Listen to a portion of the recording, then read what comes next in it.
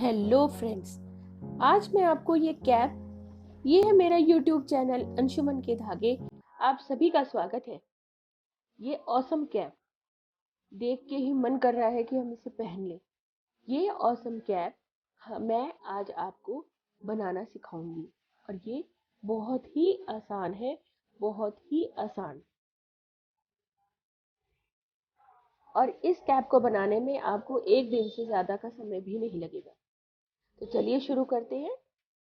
इस कैप को बनाने के लिए यहाँ मैंने ये 2 स्ट्रैंड्स यूज करे हैं, यानी कि 2 धागे का यूज करा है एक साथ। और आप इसको 3 से भी बना सकते हैं। अब इसे जब मैंने स्टार्ट करा तो सबसे ज्यादा मुझे ध्यान रखना है कि कोई भी धागा छूट ना जाए, यानी दोनों धागे बराबर चले मेरे। तो उसके लिए मैंने सबसे पहले एक स्लिप नॉट बनाकर और चेन बनाना शुरू करा। तो यहाँ पर मैंने 70 चेन्स ली है। ये एक एडल्ट साइज है, मतलब एक बड़ों का साइज है। तो यहाँ पर 70 चेन लिए और 70 चेन बनाने के बाद देखिए यहाँ पर ये मेरा धागा छूटा था एक, इसीलिए मैं कह रही हूँ कि आपको ये सबसे ज्यादा ध्यान रखना है कि आपका धागा ना छूटे। अब इसके बाद ये जो तीसरा फंदा है, ये देखिए, ये आपको दिख रहा है वी शेप दिख रहा है ये आपको इसका। अब यहाँ पर आपको वी शेप में ये दोनों 2 धागे लेने हैं, यानी कि अगर आप इन्हें अलग करें, ध्यान से देखें तो ये 3 हिस्से बनते हैं। 3 हिस्से बनते हैं धागों के। तो उसमें से 2 हिस्से आपको ऊपर की तरफ लेने हैं। देखिए ये एक हिस्सा आया है हमारे पास, इसे नहीं लेंगे हम, बल्कि 2 हिस्सों को लेंगे। ये देखिए, ये 2 हिस्से और एक हिस्सा हमारा नीचे रह जाएगा।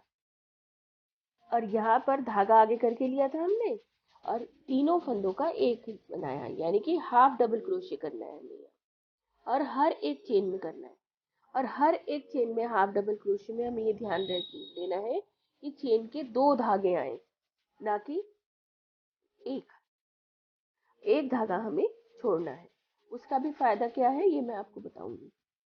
देखिए यहाँ ध्यान देना है हमें कि ये 2 धागे हम ले बुनने में और एक हिस्सा उसका छोड़ दें। इस तरह से हमें ये हाफ डबल क्रोशे बनाने हैं। पूरे ही कैप में आपको हाफ डबल क्रोशे ही बनाने हैं। ये हाफ डबल क्रोशे कैप का ही डिजाइन है, तो ये पूरा आपको ऐसे ही बनाना है। देखिए ये इस तरह से आपको ये शुरू करना है। नीचे ये आपको एक हिस्सा ये इस तरह से दिखाई देगा। अब यहाँ पर मेरे लास्ट के 5 चेन रह गई है। ये 5 चेन में हम हाफ डबल क्रोशे नहीं करेंगे। हम पहले के 2 चेन में, यानी कि जो हम करते आ रहे हैं उसमें जो पहली 2 चेन होंगी उसमें हम बनाएंगे सिर्फ सिंगल क्रोशे। देखिए ये धागा नहीं आगे करा हमने और 2 फंदों का एक करा। अब फिर यहाँ पर हम सिंगल क्रोशे बनाएंगे इस तरह से, धागा आगे नहीं करेंगे और 2 फंदों का एक कर देंगे।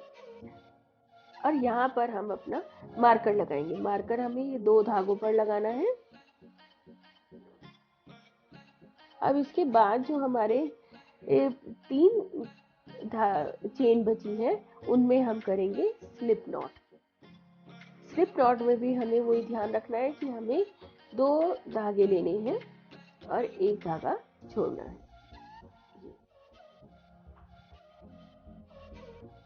ये देखिए, ये एक धागा नीचे छोड़ रहे हैं हम और 2 हिस्से चेन के हम ले रहे हैं और इसको स्लिप नॉट बनानी है। स्लिप नॉट एक धागे से दूसरे धागे को उतारना है बिना बुने। बुनना नहीं है, बल्कि हमें धागे को उतारना है। इस तरह से हम ये करेंगे। धागे कुछ टाइट हो जाते हैं, यानी कि फंदे कुछ टाइट हो जाते हैं, तो उन फंदों को हल्का सा लूज ही रखना है। क्योंकि हम यहाँ पर 2 स्ट्रैंड्स यूज कर रहे हैं वूल के, तो हम यहाँ पर क्रोशिया भी मोटा ही यूज कर रहे हैं, यानी इसका पॉइंट मोटा है। यहाँ मैंने 8 नंबर का क्रोशिया यूज करा है। ये देखिए स्लिप नॉट। अब ये 3 फंदे हमारे स्लिप नॉट के हैं और 2 फंदे हमारे ये सिंगल क्रोशे के हैं और बाकी सारे फंदे हमारे डबल क्रोशे के हैं। तो ये हिस्सा हो जाएगा ऊपर की तरफ और बाकी का हिस्सा होगा नीचे की तरफ। अब एक चेन करके हमें जो पहली चेन है उसमें भी देखिए, आपको मैं दिखाती हूँ, वी शेप दिख रहा है आपको। देखिए हर एक स्टिच में वी शेप, ये देखिए ये वी शेप, ये वी शेप, एक आगे की तरफ का लूप, एक पीछे की तरफ का लूप, ये देखिए वी। तो इसमें जो पीछे की तरफ का लूप है यानी कि बैक लूप है, हमें वहां पर क्रोशिया डालकर बुनना है। ये देखिए ये रहा ब्लैक लूप, यहाँ क्रोशिया डाला हमने, धागा आगे करा और यहाँ पर स्लिप नॉट। बैक लूप में हमने डाला, क्रोशिया आगे करा और ये स्लिप नॉट। इस तरह से हमें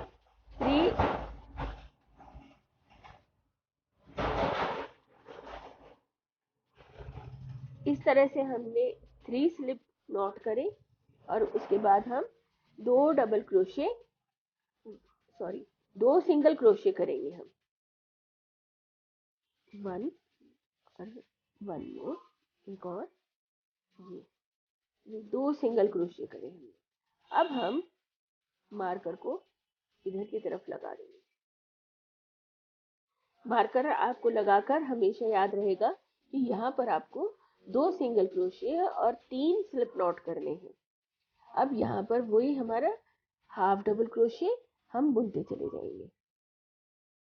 इसी तरह से बस इसी पैटर्न को फॉलो करते हुए हमें अपनी कैप की फुल लेंथ बनानी है। लेंथ तो आप समझ गए ना, ऊपर का हिस्सा तो ये हो गया जो हमने स्लिप नॉट की तरफ का हिस्सा है, और जो दूसरी तरफ का हिस्सा है वो हमारी कैप का हिस्सा है। तो ये हमारे पूरे हेड के साइज हमें लेना होगा। तो ये एडल्ट साइज है, तो ये एक्सेल साइज है। ये किसी भी उस पे आ जाएगी, आपको बच्चे की साइज या जिस भी बच्चे के साइज का है उस हिसाब से ही आपको उसकी लेंथ लेनी है। देखिए यहाँ पर मैंने 21 रिजेस बनाए हैं। ये देखिए आपको ये धारियां धारियां दिख रही है ना, हम इन धारियों को काउंट करेंगे और ये मैंने बनाई है 21। ये 21 रिजेस बनाई है। अगर आप ये छोटे बच्चे के लिए बना रहे हैं तो आप 18 भी बना सकते हैं। बड़े बच्चे के लिए सॉरी बड़े बच्चे के लिए बना रहे हैं तो आप 19 या 20 भी बना सकते हैं। ये उनके कंफर्ट के हिसाब से आप ले लीजिए। टोटल हमारी ये 21 रिजेस है, ये 21 रिजेस। और अब ये मैं आपको इनको जोड़ना सिखा रही हूँ। देखिए जोड़ने के टाइम में हमने क्या करा था, 2 लूप ले लिए थे ऊपर और एक हिस्सा हमने चेन का नीचे की तरफ लिया था। तो अब उस हिस्से में हमें ये एक चेन बनाकर और अब हम इस हिस्से में डालेंगे, धागा आगे लेंगे और 2 फंदों का एक कर देंगे। ठीक है, पहली बार में तो हम इस तरह से करेंगे। अब है हमारे पास दूसरा फंदा, दोनों का बैक लूप ही लेंगे यानी पीछे का हिस्सा ही लेंगे चेन का।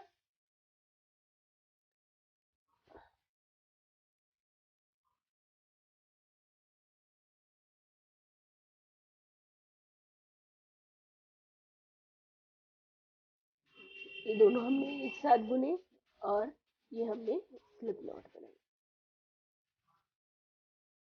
दोनों का हमने हिस्सा लिया, एक एक धागा निकाला हमने आगे और स्लिप नॉट। दोनों का हमने बैक लूप लेना है, पीछे का हिस्सा, धागा निकालेंगे और स्लिप नॉट। इस तरह से हमें ये बनाते जाना है। सबसे पहले हम एक चेन बनाएंगे, उसके बाद हम ये इन्हें जोड़ना शुरू करेंगे। तो इसी तरह से हमें करते हुए सारे फंदों को जोड़ना है। और ये एक एक फंदा हम हर बार लेंगे तो इसमें कुछ गड़बड़ होने की भी बात नहीं है। देखिए ये इस तरह से एक रिज बनता चलाएगा, यानी कि एक और ये रिज तैयार हो रहा है हमारा। इस तरह से करते करते हम आगे की तरफ आ जाएंगे। अब आप समझे ना कि ये मैंने क्यों कहा था कि आपको दो हिस्से लेने हैं स्टार्टिंग में। ये रिज हमारा तैयार हो गया। देखिए अब ये मैंने जोड़ ली है पूरी कैप।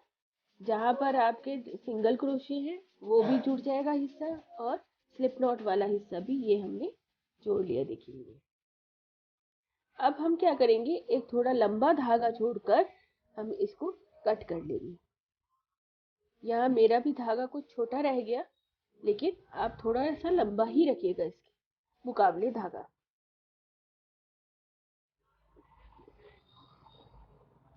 अब हम निडल लेंगे। ये देखिए ये दो धागा थोड़ा मेरा छोटा ही रह गया, लेकिन आप थोड़ा ज्यादा रखिएगा धागा। और अब ये हमने निडल में कर लिया, इसे स्वेटर सिलने वाली सुई में हमने धागे को डाल लिया। और अब ये जो रिजेस है हमारे, इनका जो टॉप का हिस्सा है उसमें उल्टी तरफ इस तरह से उल्टा घुमा कर लेंगे हम फंदे को, इस तरह से लेंगे। तो क्या है, जब हम इसको खींचेंगे यानी कि इसको ऊपर के हिस्से को हम जब जोड़ेंगे तो वो बहुत सफाई से जोड़ कर आएगा। और एक ये हिस्सा हमने क्या करा था, स्लिप नॉट करा था, यहाँ बुना नहीं, तो इसका यहाँ पर कुछ बहुत ज्यादा इकट्ठा नहीं होगा हिस्सा। और जो हमारा जोड़ दिखाई देगा वो भी बहुत साफ दिखाई देगा, क्योंकि यहाँ पर हमने फंदे को बुना नहीं था, तो यहाँ पे बहुत सारा इकट्ठा नहीं हुआ है धागा।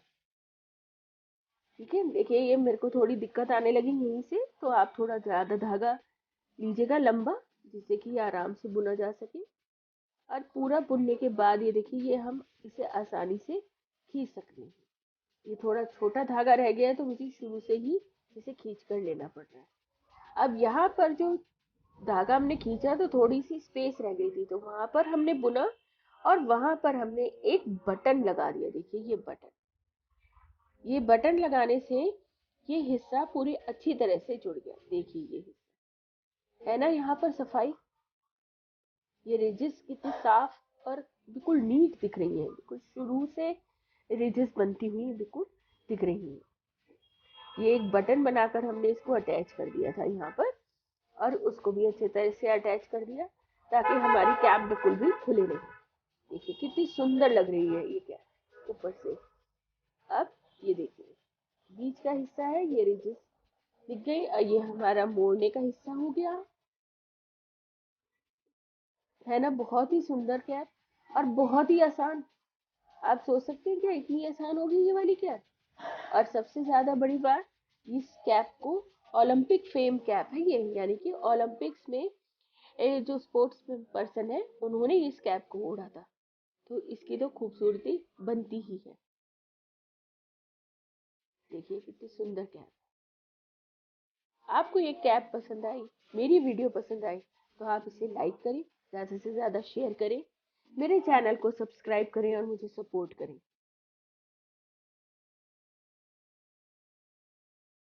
Thanks for watching.